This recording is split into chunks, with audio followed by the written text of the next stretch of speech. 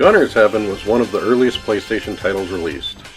It did see a European release under the title Rapid Reload, but got passed over by the general public in favor of the flashier 3D games at the time.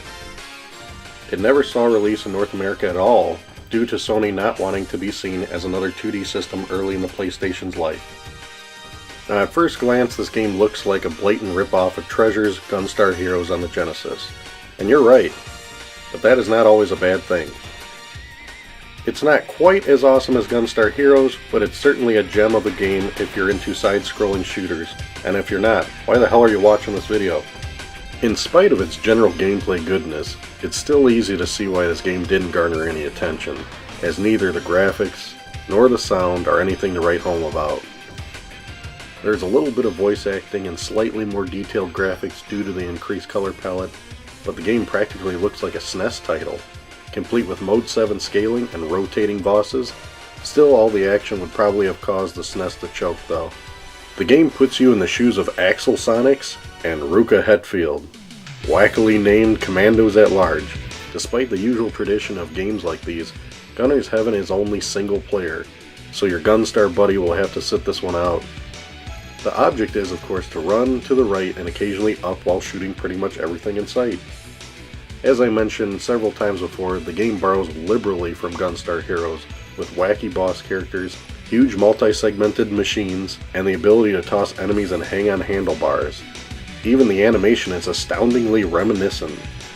Quite welcomed is the ability to stand in one place as you aim while holding down the L2 trigger though. You also get a grappling hook for reaching high places, although it's sadly underutilized.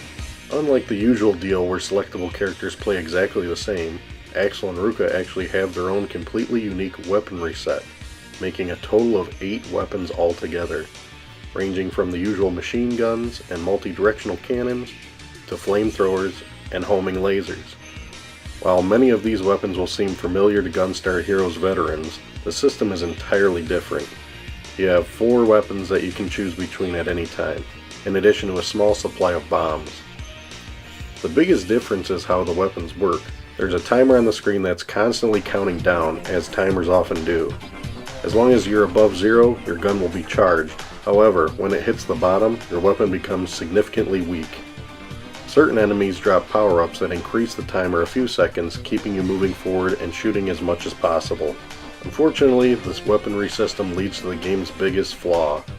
I think the point of having a timer countdown was so you would attempt to destroy as much as possible in the least amount of time, so you'd still have power left when you reach the boss, where the timer actually stops. But the distribution of power-ups is very unbalanced. Sometimes you'll get tons of them at once, other times you'll come across huge stretches where there's nothing. Furthermore, some enemies simply don't give enough charge, and it's almost to your benefit to just charge past them. Why spend 5 seconds killing an enemy that only grants you 2 seconds of time? At times the game teases you with an item that will fully charge your gun to maximum level, allowing you to really rip through the game, but only for a few seconds. Why the designers would make a game designed around destruction and then cruelly limit you is simply mind-boggling. And God help you if the timer ever runs out in the middle of the game's heavier moments, as you'll be utterly creamed in no time. Still, as long as you keep yourself charged, the game will provide you a reasonable challenge without being too difficult. You get unlimited lives with a few checkpoints throughout each stage. There are 6 levels total, with 2 levels deviating from the norm, one being a mine chase on some kind of ultra roller skate, and the other being a trip through the skies on a jetpack. Most levels have at least 3 bosses that need to be crushed though, most of which are somewhat inspired with the occasional bit of wackiness. Even though there's no save feature, or a passcode system, there is a level select cheat code. This can be easily accessed by watching the intro, and then on the title screen, hold L1, L2, R1, and R2, then just press select. The push start text will change into secret code, followed by 2 letters. Change these into the proper code to correspond to the level you want to go to. All in all, Gunner's Heaven actually succeeds pretty well for being what it is. It's full of fast-paced action and lots of old-school goodness, although the goofy weapon system, absent of a 2-player mode, and overall lack of inspiration from copying Treasure's masterpiece does keep this game from attaining true classic status. But if you are itching for a new run-and-gun game to play solo, there's more than a lot to like in Gunner's Heaven.